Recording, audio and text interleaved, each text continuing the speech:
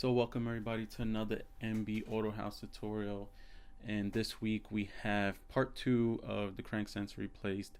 If you didn't catch our first video, it is playing on the bottom left there. Just click on that, and basically a quick review of what that was is a little scenario, pretty funny, of why you need this crank sensor. Basically heats up and it will stop giving ignition power to the spark plugs, things like that. Makes your car crank, and it does not seem to want to start. So catch that video, is a pretty good video. Also, we went over different things to look for with the crank sensors, the spacers, the pins, things like that. Also tool layout. So pretty important video. And in this part, basically what we're going to do is show you, if you do pull this out and you do happen to have some of the tools to test this, we'll show you how, what are some good readings, what are some bad readings, and things like that. So I want to make this video a short one, so we're going to just jump right through. So now what you're doing is making sure that the old crank sensor looks exactly like the new one you got, making sure that all the inside pieces match exactly. So now I already installed the crank sensor. Now I'm putting this elbow piece back on. I'm pointing to the two tabs that hold it in place. Here is the silicone spray. I'm going to spray this on the two O-rings. That just makes it a lot easier going back in. You might want to equip this stuff in your garage. It makes things a lot easier, especially dealing with these older rubber pieces. So now what I did is I sprayed it and then I lightly rub it around so it's just not a big gunk of it. So now I installed this elbow piece for the intake manifold. And if you notice, to the driver's side there was a nipple there. That is for the valve cover gasket breather hose. You got to make sure you put that back in. If you don't put that back in, car's gonna run like crap. So if it does, make sure you have put that in. Also make sure that you check those out. There's no cracks, no leaks in them. Now what I'm installing is the mass air. If you notice here, there's a little cutout and that goes towards the back, and there's also like a clip on that elbow piece that we first installed. So I snapped that in place, and then I connect the connector. Make sure you connect this connector or the car probably won't even start. So now this is the bracket for this mass airflow sensor. The bracket itself is a little bit hard to put on. You must put it around the mass airflow sensor. If you notice, there's like a little J hook that is going to face the passenger side.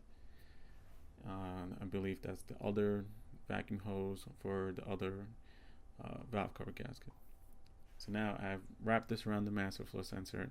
What I'm going to do is firmly hold it together and at the same time try to get the clip into place where it's supposed to be. And in this video, this is what it looks like when it's properly installed. Just go around with the screwdriver, make sure it doesn't move around, nothing crazy. So now we have gotten to the point where you have taken out the crank sensor, the old one, you installed the new one, or before you even install the new one, you want to test the old one. Make sure that you're getting proper readings for a bad crank sensor. So some of the tools that you will be needing is a voltmeter. You don't need nothing really expensive.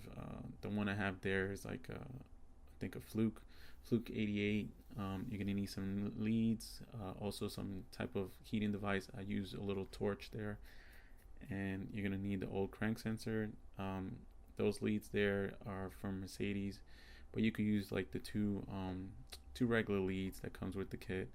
Just probably need somebody to hold the crank sensor. So now I have my setup here, got my crank sensor, and what I'm pointing to there is the 2 points of the crank sensor. That's where you could use those leads and just basically hold them on there. Here I'm just showing you the special Mercedes connector.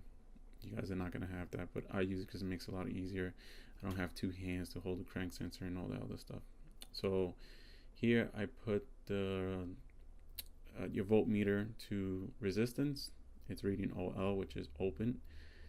And now I attach my crank sensor, and if you notice right here, it starts a reading of 0.400 milliohms, like about 440 or something like that. So here, do a little close up, and what I'm going to do is basically heat it up, because that's what's happening inside the car.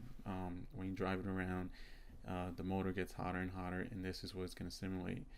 And you'll see how much this thing jumps around. A good crank sensor, I think, jumps maybe 10 to 20 milliohms at max. You'll see this one jumps to like some crazy kilo ohms, big number. Then eventually what happens is it goes to OL, which is just an open circuit, and then that's when your car stops working. And then a lot of times when you have this situation, what you have to do is actually give the car time, if you can. I've seen where people actually take water or something and pour it on that driver's side, right between the rear of the motor and the transmission. What it does is it just basically really cools down the crank sensor, and then you'll see that you will be able to turn it on. I've had this personally happen to me. It was annoying. It took me about 20 to 30 minutes till the car could turn back on. But basically, this is what it is, guys. This is showing you what a bad crank sensor looks like. If yours is not doing this, then it more than likely is not that. So again, you don't need this real big expensive voltmeter, but anyone should work. That's it for this tutorial, guys. Check out next week for another. Bye.